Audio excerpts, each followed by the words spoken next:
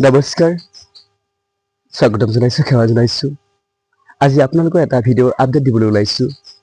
আপোনালোকে আশীৰ্বাদ দিয়াৰ বাবে সঁচাকৈ ধন্য, আৰু আপোনালোকৰ আশীৰ্বাদে মোৰ বাস্তৱ সফল আগবাঢ়ি যাবলৈ সক্ষম হ'ম। গতিকে ময়ো আশীৰ্বাদ বিচাৰিছোঁ ভগৱানৰ ওচৰত, আপোনালোকে সকলো যেন ঈশ্বৰে শান্তিত ৰাখে তাৰ কামনা কৰিছোঁ। আজি ভিডিঅ'টোলৈ আগবাঢ়িছোঁ। এই গোলাপ ফুলজোপা চাওক, কি সুন্দৰকৈ ফুলি আছে। আমি তদ্ৰূপ একোজন মানুহে গোলাপ ফুলৰ দৰে আমি ফুলি আছোঁ এই পৃথিৱীত।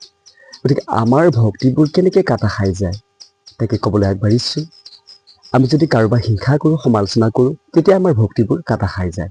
আৰু আমাৰ ভক্তিবোৰ কেনেকৈ কাটা খাই চাওকচোন, কেনেকৈ পৰি আছে এই গোলাপ ফুলৰ পাহিবোৰ। তাকো দেখুৱাই আছোঁ, এয়া চাওক কেনেকৈ সৰি আছে। এনেকৈ নকৈ 81বিধ ভক্তি আছে আমাৰ। এই 81বিধ ভক্তি পাত্ৰ অনুসাৰে থাকে। গতিকে ইয়াতেই কৈছে শ্ৰৱণ আৰু কীৰ্তন শ্ৰেষ্ঠ। গতিকে এনেকৈ কৰি আমাৰ ভক্তিবোৰ কাটা খায়। সেইকাৰণে বাৰে বাৰে আমাক খাকাৰ বিশ্বৰে কৈছে যে কাৰো প্ৰতি অন্যায় আৰু অনাচাৰ পাপ মনত নানিবা, কুবাক্য নকবা আৰু সমালোচনা নকৰিবা। আমি সেইকাৰণেই আজি আপোনালোকক অৱগত কৰালোঁ যাতে আমি শান্তিয়ে থাকিব পাৰোঁ। আমি গোটেই বিশ্বখন দেখা পাইছোঁ, ইমান সুন্দৰকৈ ঈশ্বৰৰ কথা কয়, তেওঁ ইমান সুন্দৰকৈ এজন ভকত হৈ দেখুৱায়, কিন্তু পিছত কি কৰি দিয়ে। এই গোলাপ ফুল যেনেকৈ অলপ লাহিলে পাখিটো সৰি পৰে, ঠিক তদ্ৰূপ তেওঁলোকৰ লেখীয়া এটা হৈ যায় অৱস্থা দেখা পাবলৈ আমি পাইছোঁ বা দেখা পাইছোঁ। তেওঁ পাবলৈ সেইটো বিচাৰে। গতিকে সেয়েহে আমি অনুৰোধ কৰিলোঁ যাতে আমি সদায় ঈশ্বৰৰ প্ৰতি ভক্তি কৰিব লাগিব, যাতে এইদৰে যাতে আমি সৰি নপৰোঁ, অৰ্পণ কৰিব লাগিব। তেতিয়া আমি শান্তি ৰাখিব পাৰিম। আৰু আমাৰ কাৰণেই প্ৰভুৱে এই শান্তিটো অকল নিজৰ কাৰণে নহয়, গোটেই বিশ্বৰবাসীৰ কাৰণে শান্তি। সেইকাৰণে আপোনালোকক এই ভিডিঅ'টো জনালোঁ।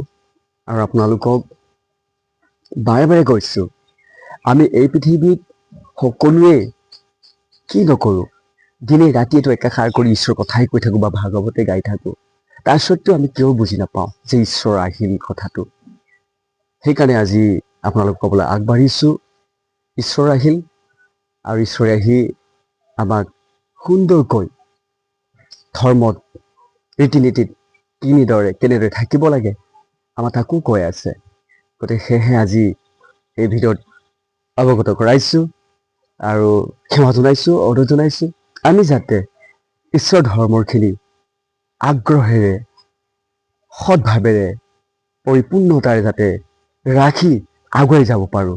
গতিকে আজি চতুৰ্দিশে অশান্তি দেখা দিছে, চতুৰ্দিশে। সেই অশান্তিটো অবিনাশী কোন হ'ব?